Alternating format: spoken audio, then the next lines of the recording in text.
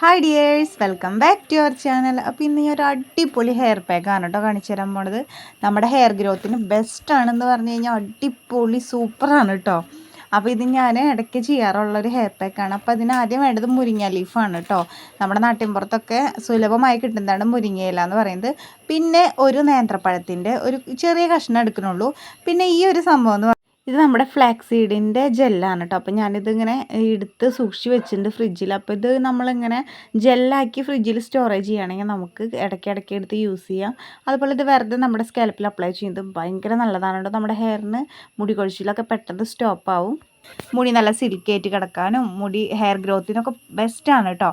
അത് കഴിഞ്ഞ് നമ്മളിതെല്ലാം കൂടി ഒന്ന് അടിച്ചെടുത്ത് മിക്സ് ജാറിൽ, പിന്നെ വെള്ളമൊന്നും ചേർക്കേണ്ട ആവശ്യമില്ല. അടിച്ചെടുത്തതിന് ശേഷം ഒരു പഴയ അരിപ്പയോ അല്ലെങ്കിൽ തുണിയോ വെച്ചിട്ട് നല്ല രീതിയിൽ അരിച്ചെടുക്കണം കേട്ടോ. അരിച്ചെടുത്തില്ലെങ്കിലുള്ള ഒരു പ്രശ്നം, നമ്മളിത് നേരിട്ട് ഹെയറിൽ അപ്ലൈ ചെയ്ത് ഹെയർ വാഷ് ചെയ്ത് കഴിഞ്ഞാൽ ഇതിൻ്റെ ആ പൊറ്റകളുണ്ടല്ലോ, എന്താ അതിന് പറയുക, ആ ഇലകളുടെ അത് നമ്മുടെ ഹെയറിലിരിക്കും. പിന്നെ ഭയങ്കര വൃത്തികേടായിരിക്കും കേട്ടോ. അപ്പോൾ അതാണ്, അരിച്ചെടുത്ത് കഴിഞ്ഞാൽ ആവിധ പ്രശ്നങ്ങളൊന്നുമില്ല.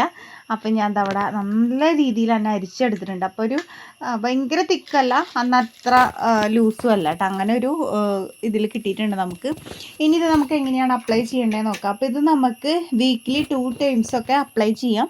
നല്ല റിസൾട്ട് ഉള്ളതാണ് കേട്ടോ. നമുക്ക് മുടി കൊഴിച്ചിൽ, അതുപോലെ മുടി വളരാണ്ടൊക്കെ ഇരിക്കുന്നവർക്കൊക്കെ ബെസ്റ്റാണ്.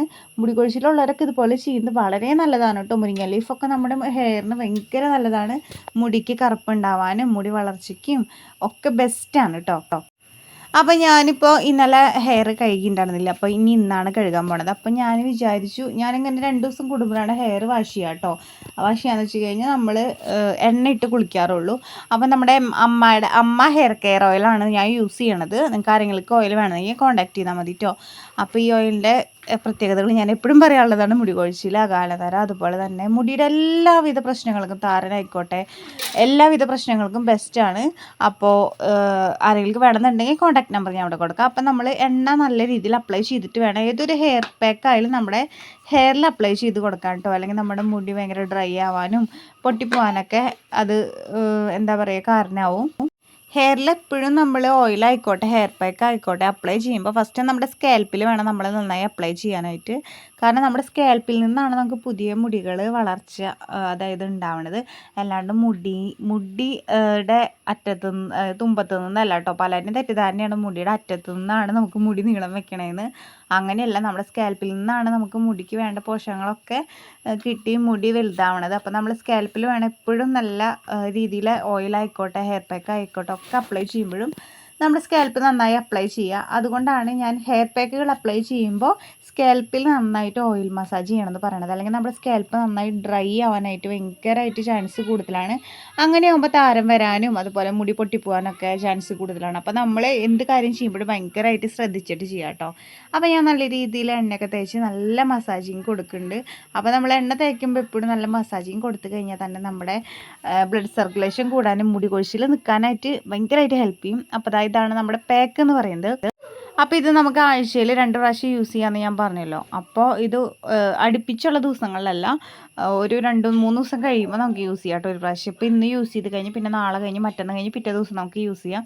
അപ്പോൾ ഇതുപോലെ നമുക്ക് ഫ്ലെക്സീഡ് നമുക്ക് ഇതുപോലെ ജെല്ലാക്കി വെച്ച് ഫ്രിഡ്ജിൽ സൂക്ഷിച്ച് കഴിഞ്ഞാൽ നമുക്ക് കുറേ നാൾ ഉപയോഗിക്കാം കേട്ടോ.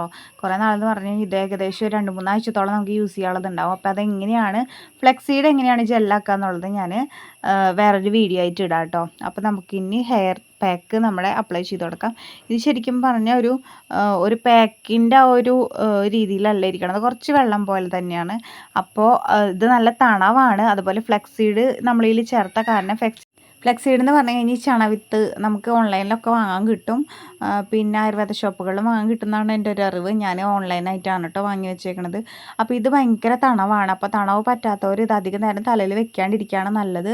കാരണം ജലദോഷമൊക്കെ വരാനായിട്ട് ഭയങ്കരമായിട്ട് ചാൻസ് കൂടുതലാണ് കേട്ടോ. അപ്പോൾ പൊന്നൂസ് ഇതാൻ്റെ ബാക്കിൽ നിന്ന് പൂര ഡാൻസാണ്.